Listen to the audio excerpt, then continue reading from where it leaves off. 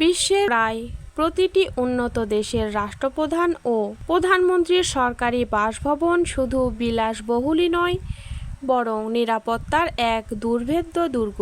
সেনা, নৌ, বিমান বাহিনী থেকে শুরু করে পুলিশের এলিট ফোর্স দিনরাত 24 ঘন্টা পাহারা দেয় সেই বাসভবন। তবে একটি বাসভবন কতটা আধুনিক তা শুধু বাহ্যিক সৌন্দর্য বা নিরাপত্তা রক্ষীর সংখ্যা দিয়ে বিচার করা যায় না।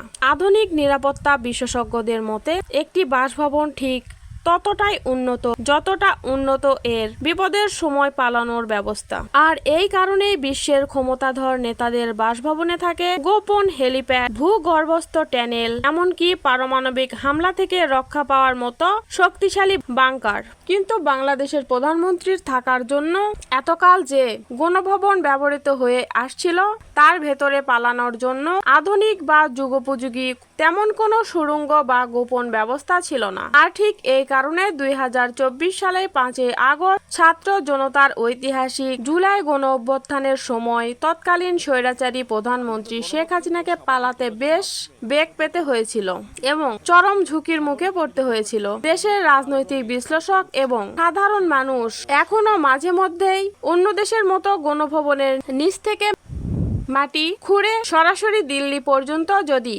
একটা গোপন টানেল বা সুড়ঙ্গ বানানো থাকতো তবে শেখ হাসিনাকে ওই দিন এত ঝুঁকি নিয়ে তাড়াহুড়া করে সামরিক হেলিকপ্টারে চড়ে দেশ ছেড়ে পালাতে হতো না। তবে 5ই আগস্টের সেই ভয়ঙ্কর অভিজ্ঞতা থেকে বর্তমান সরকার খুব ভালোভাবেই শিক্ষা নিয়েছে।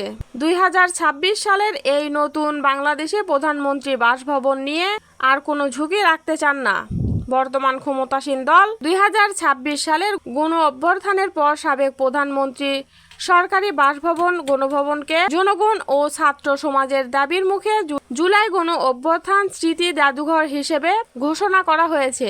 বিগত স্বৈরাচার পতনের পর গঠিত অন্তর্বর্তীকালীন সরকারের প্রধান ডক্টর মোহাম্মদ ইউনূস রাষ্ট্রীয় অতিথি ভবন যমুনাতেই তার পুরো মেয়াদ পার করেছেন। ফলে বাংলাদেশের নির্বাচিত প্রধানমন্ত্রীর জন্য সুনির্দিষ্ট এবং স্থায়ী কোনো সরকারি বাসভবন অবশিষ্ট নেই। দীর্ঘ প্রায় 17 বছরের নির্বাচনের শেষে 2024 সালের 25শে ডিসেম্বর লন্ডন থেকে ঢাকায় ফেরত বর্তমান প্রধানমন্ত্রী তারেক রহমান দেশে ফেরার পর থেকে তিনি গুলশান এভিনিউ এর 196 নম্বর বাড়িতেই সপরিবারে উঠেছেন এবং সেখান থেকেই বর্তমান দেশের শাসনভার পরিচালনা করছেন। কিন্তু একজন রানিং প্রধানমন্ত্রীর জন্য একটি সাধারণ আবাসিক এলাকার বাড়ি কখনোই নিরাপত্তার দিক থেকে পর্যাপ্ত হতে পারে না।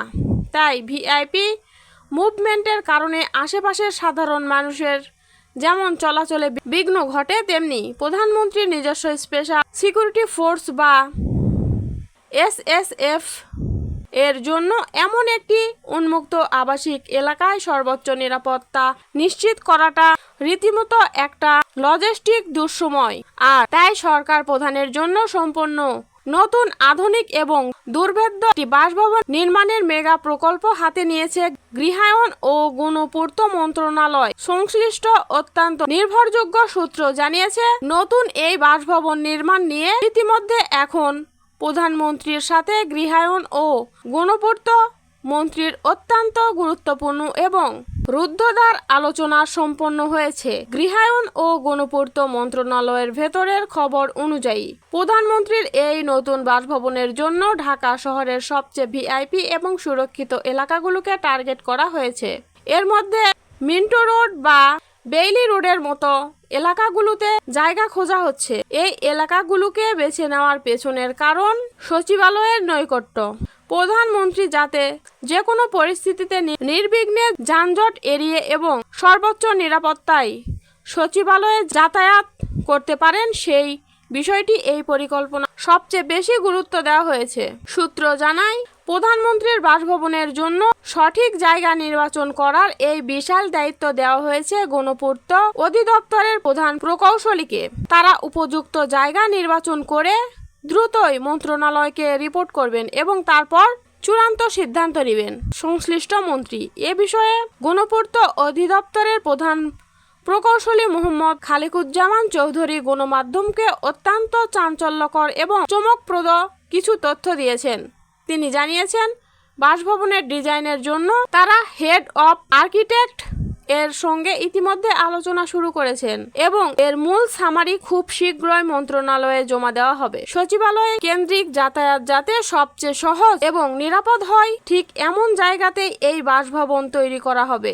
তিনি আরও জানান, মিন্টো রোড বা হেয়ার রোড এর এলাকার 5 থেকে 6টি বড় বড় ভবন একসঙ্গে অধিগ্রহণ করে এই বিশাল বাসভবন কমপ্লেক্স তৈরি করার পরিকল্পনা রয়েছে। কিন্তু এই নতুন বাসভবনের মেগা প্রজেক্টের সবচেয়ে বড় চমক এবং আকর্ষণের জায়গাটি হলো এর ভেতরের নিরাপত্তা ব্যবস্থা। প্রধান প্রকৌশলী অত্যন্ত স্পষ্টভাবে জানিয়েছেন যে বহির্বিশ্বের উন্নত দেশগুলোর প্রধানমন্ত্রীদের বাসভবনের সমস্ত সুযোগ সুবিধা এবং সিকিউরিটি ডিজাইন হুবহু ফলো করা হবে। এখানে প্রধানমন্ত্রীর সার্বিক সেফটি এবং নিরাপত্তার জন্য বাসভবনের মাটির নিচে তৈরি করা হবে অত্যাধুনিক ব্যাংকার বা গোপন টানেল, অর্থাৎ সর্বোচ্চ সিকিউরিটি প্রোটোকল মেনেই তৈরি করা হচ্ছে এই নতুন বাসভবন। এখন দেশের রাজনৈতিক অঙ্গনে সবচেয়ে বড় এবং মজাদার আলোচনার বিষয়টি হয়ে দাঁড়িয়েছে এই সুড়ঙ্গ বা টানেল।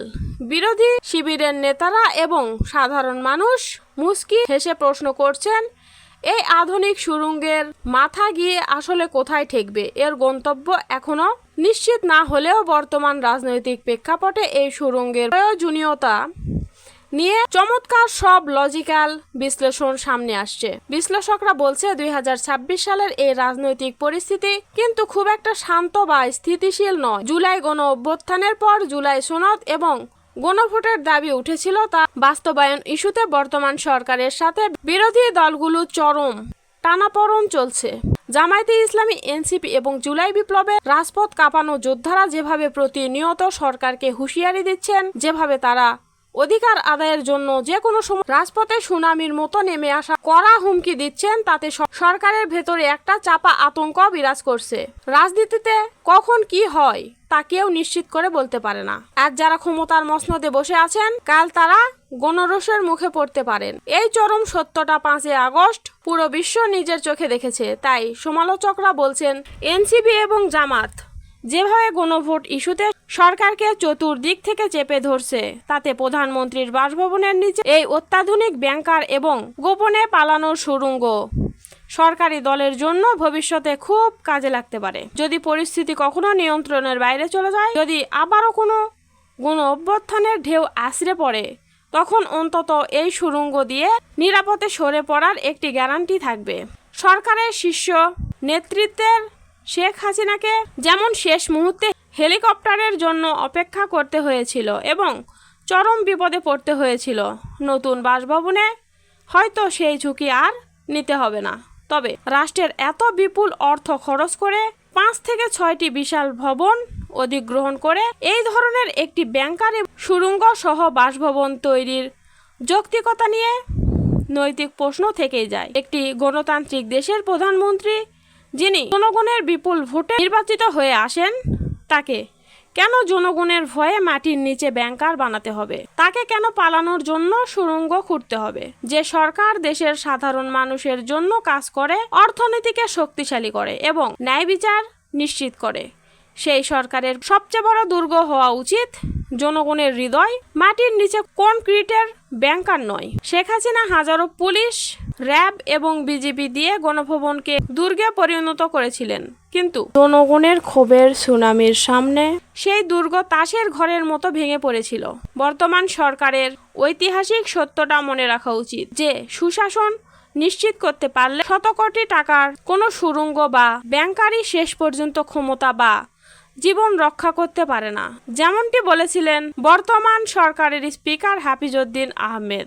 আপনাদের কি মনে হয়, জনগণের ট্যাক্সের টাকায় প্রধানমন্ত্রী বাসভবনে পালানোর জন্য আধুনিক গোপন সুড়ঙ্গ এবং ব্যাংকার তৈরি করাটা সত্যিই খুব দরকারি? জানান আপনার মতামত। ভিডিওটি ভালো লাগলে লাইক, কমেন্ট এবং সাবস্ক্রাইব করতে ভুলবেন না।